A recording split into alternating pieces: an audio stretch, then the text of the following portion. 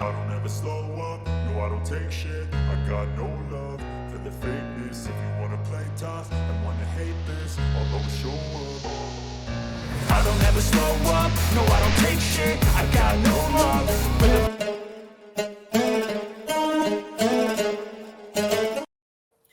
All right, what's good? What's good, man? Let's get into it. Let's talk about uh let's talk about the NFL, you know what I'm saying? Let's talk about the NFL. Let's talk about it, you know what I'm saying? And everybody's watched, everybody at least on my channel, hopefully watched the the NFL. My bad, I was texting somebody. Everybody's hopefully watched the NFL, why I think the NFL has died. You know what I'm saying? And why 2020 killed the NFL. And I explained how with 2020, when there was no training camp, when there was no preseason, and when the NFL regular season started, that told the NFL ownership, the ownership and Roger Goodell, like, hey, we don't really need to have that extensive training camp. We don't need to really have that many preseason games. All we need to have is a regular season, and everybody's gonna watch. We're gonna make a lot of money. And I explained all that there. Now I want to explain how this is trickling down to the GMs, to the coaches, and to the players. And watching that last Monday Night Football game between the Packers and Eagles, it's gotten so bad. Man, and I'm not going to go over that game, but I'm just going to talk about this, right? The NFL is about coaching. It's really about coaching. Superstar players do make a difference, but it's really about coaching. The coaching has gotten either trash, lazy, or both. Trash, lazy, or both. Because some of the coaching decisions are beyond stupid. And I want to talk about this real quick. The analytics part of it. The fact that these coaches are not coaching anymore, they're just going off of analytics. I'm sorry, analytics doesn't mean anything. All I see when it's 4th and 3 at your own goal line, I see a little box that says analytically, if it's 4th and 3, you should go for it because you're most likely going to get it. I'm sorry, where are the statistics to prove that? Where are they? And why does it not work 95% of the times that I've watched? Whether it's the NFL, college football, whatever the case may be, it irritates me how these teams don't kick field goals. Now, if this was just an NFL problem, I wouldn't really care. But it's seeping into college football where these teams don't kick. It's like taboo now to kick a field goal and go by a point, 2 points, or even 3 points. Because analytically, you need to go for on 4th and 2, on 4th and 1. No, the hell you don't. Kick the field goal. But analytics and these stat geeks have always been there. Here's my beef.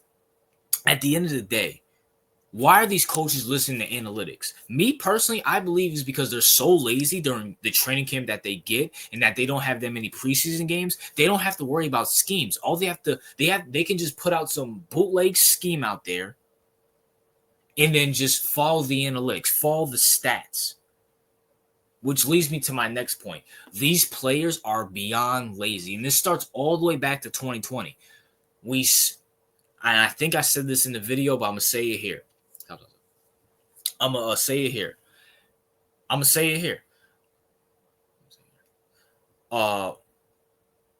Even before 2020, they were kind of toning down training camp, but at least you still had to have a training camp. But even then, you would see like training camp is not as physical, and you would see a few weeks in September where a lot of teams will have flukes. Prime example, the Ryan Fitzpatrick Buccaneers. If anybody knows it, I'm going all the way back. If anybody remembers the Ryan Fitzpatrick Buccaneers, where he had he was like 3-0, 4-0. He was throwing like 400, 500 yards a game, or he was throwing like 300, 400 yards a game. And then he came back down to reality in October. That's not a thing anymore. You have bums like Daniel Jones succeeding. Sam Darnold succeeding. Hell, even that Geno Smith 1 year succeeding. Why is that? For what? Drake May succeeding. Now, granted, he has a horrible schedule, but still succeeding. Why is that? Why? Is because there's no more preparation, there's no more physicality in this training camp, and there's nothing more of this. The NFL in 2020 saw that they can get more ratings in the same amount of revenue, if not more, by not having a regular season, by not having training camp and not having preseason. Preseason is a big part of football. Training camp is a big part of football. You don't have to watch it. You don't have to like it at the end of the day. But at the end of the day, it's important because it gives coaches time to make up a scheme. It gives players time to get in football shape. Like Shannon Sharp says, the best way to get in football shape is to play football. And what's the best way to play football before the regular season? Preseason, training camp. Simple. But now they reduced the preseason. They're going to reduce it even more because they're going to go to a 20 game. They're going to go to an 18 game regular season. Me personally, I still think they're going to go to 20. And training camp is going to get less and less so they can survive the regular season, which means coaches are going to have less time to scheme and they're going to rely more on analytics. And we're going to see these guys going for around 4th and 8 soon instead of kicking field goals. Hell, it wouldn't even shock me if they got rid of field goals. They might just go for 2 all the damn time. 2020 killed the NFL. No preseason, no training camp. And listen, I understand all that ish was going on back then. By the end of the day, you can't listen. There's certain things in life that are just in the moment. Just like certain things in life you just live that's just in the moment. You have to enjoy right then. But then there's also things in life you have to plan for. You have to scheme for. And football is one of those things. Football is such a military sport. You don't go to war just to go to war. You go to war with a plan. You go to war trying to figure out stuff. And the NFL does not do that anymore. The coaches don't care anymore.